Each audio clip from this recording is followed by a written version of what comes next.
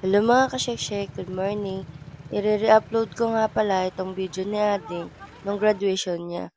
Kasi yung una, nilagyan ko ng music, makaka-copyright tayo.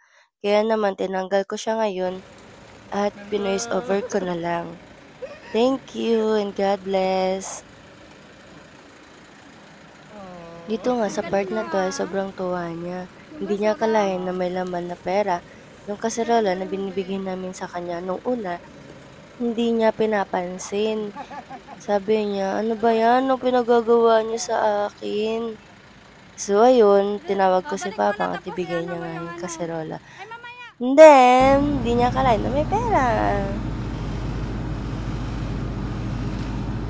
Congratulations ulit, ating ko. Love you.